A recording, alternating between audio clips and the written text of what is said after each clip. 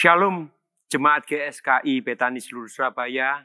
Senang sekali saya berjumpa kembali dalam program acara Masih Ada Tuhan. Tema renungan kita hari ini terambil dari kitab Hakim-Hakim 7 ayat 1 sampai dengan 25 dan saya beri judul Andalkan Kuasa Tuhan. Kalau kita baca dari kitab Hakim-Hakim 7 ayat 1 sampai dengan 25, perikopnya berjudul Gideon mengusir musuh. Namun saya bacakan di ayat yang kedua, firman Tuhan, berfirmanlah Tuhan kepada Gideon, terlalu banyak rakyat yang bersama-sama dengan engkau itu daripada yang ku kehendaki, kata Tuhan, untuk menyerahkan orang Midian ke dalam tangan mereka. Jangan-jangan orang Israel memegah-megahkan diri terhadap aku sambil berkata, tanganku sendirilah yang menyelamatkan aku. Bapak, Ibu, Saudara yang dikasihi dan diberkati Tuhan, bacaan di atas menceritakan dengan jelas bagaimana peperangan yang dilakukan oleh Gideon. Segala bentuk persiapan untuk perang untuk melawan bangsa Midian telah disiapkan dengan baik oleh Gideon. Namun Tuhan memberikan petunjuk khusus kepada Gideon dalam hal menghadapi peperangan tersebut. Intinya, Tuhan tidak mau kalau bangsa Israel mengandalkan kekuatannya sendiri atau akal pikirannya, bahkan kemampuan dan kekuatan mereka sendiri. Tuhan mau agar bangsa Israel tetap mengandalkan Tuhan. Sekali lagi, Tuhan mau agar bangsa Israel tetap mengandalkan Tuhan. Walaupun dengan jumlah pasukan yang sangat minim, tetapi di belakang pasukan itu ada tangan Tuhan yang maha kuat untuk menghancurkan bangsa Midian.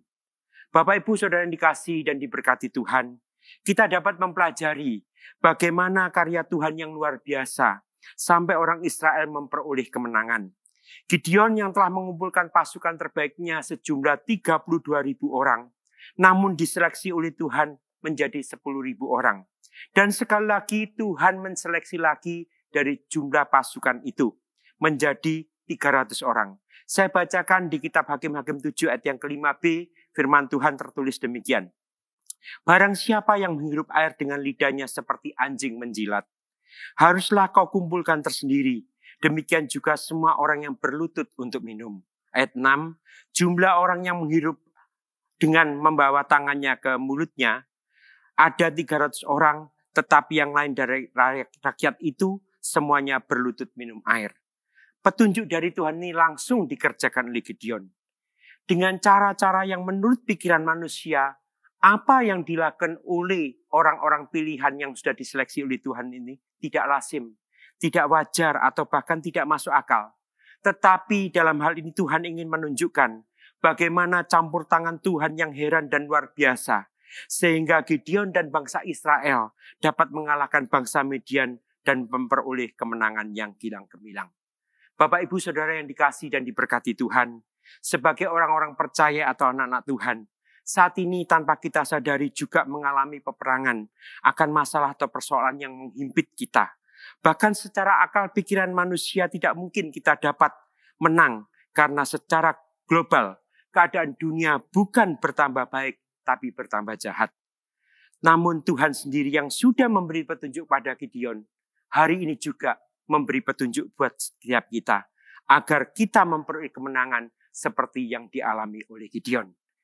Hari ini kita akan belajar apa yang harus menjadi sikap kita untuk kita memperoleh kemenangan. Ada 3 sikap yang harus kita kerjakan. Yang pertama, kita baca di dalam Yeremia 17 ayat yang ke-5, dikatakan firman Tuhan. Beginilah firman Tuhan, terkutuklah orang yang mengandalkan manusia, yang mengandalkan kekuatannya sendiri, dan yang hatinya menjauh daripada Tuhan. Sikap yang pertama yang Tuhan mau dan menghendaki kepada kita semuanya, untuk kita jangan mengandalkan kekuatan kita sendiri. Kekuatan kita terbatas, kemampuan kita terbatas, tetapi andalkan Tuhan. Karena dikatakan sangat jelas, terkutuklah orang yang mengandalkan manusia, yang mengandalkan kekuatannya sendiri, dan yang hatinya menjauh dari Tuhan. Artinya apa? Kalau kita mengandalkan kekuatan kita sendiri, mengandalkan manusia, biasanya kita cenderung jauh dari Tuhan. Tapi Tuhan mau supaya kita lebih dekat kepada Tuhan, agar kemenangan itu akan kita raih. Yang kedua, sikap yang kedua. Mazmur 130 ayat 7 maksud saya. Berharaplah kepada Tuhan, hai Israel, sebab pada Tuhan ada kasih setia. Dan ia Tuhan banyak kali mengadakan pembebasan. Sikap yang kedua yang Tuhan mau, hanya kita berharap kepada Tuhan. Karena dikatakan sangat jelas sekali, berharaplah kepada Tuhan, hai Israel. Sebab pada Tuhan ada kasih setia dan ia banyak kali mengadakan pembebasan. Kenapa kok tidak ditulis dan ia hanya sekali mengadakan pembebasan? Di sini dikatakan banyak kali. Berarti Tuhan itu sudah banyak melakukan mujizat demi mujizat. Pertolongan demi pertolongan. Apa yang kita gumulkan, apa yang menjadi permasalahan kita, apa yang menjadi kerinduan kita, Tuhan sanggup untuk menolong kita semua. Asal kita tetap berharap kepada Tuhan. Sikap yang ketiga, yang terakhir. Roma 4 ayat 19 sampai dengan 20 dikatakan. Ayat 19, imannya tidak menjadi lemah. Walaupun ia mengetahui bahwa tubuhnya sangat lemah. Karena usianya telah kira-kira 100 tahun. Dan bahwa rahim Sarah telah tertutup. Ayat 20, tetapi terhadap janji Allah, ia tidak bimbang karena ketidakpercayaan. Malah ia diperkuat dalam imannya dan ia memuliakan Allah. Sikap yang ketiga Tuhan mau. Supaya kita tetap memiliki iman sampai Tuhan menjawab doa kita. Sampai Tuhan menjawab doa saya dan saudara. Saya percaya kalau Tuhan sudah membuat mujizat bagi Abraham yang bagi manusia mustahil. Karena dikatakan sangat jelas rahim Sarah telah tertutup. Namun bagi Tuhan tidak ada yang mustahil. Dia Tuhan yang mencipta saudara dan saya. Dia Tuhan yang memiliki saudara dan saya. Dia sanggup untuk menolong kita semua hari ini. Dan saya percaya pertolongan Tuhan tidak pernah terlambat buat kita. Lakukan 3 sikap ini dan saya percaya apa yang dialami oleh Gideon, kita pun juga akan memperoleh kemenangan yang gilang gemilang bersama Tuhan kita Yesus Kristus. Amin. Tuhan Yesus memberkati kita.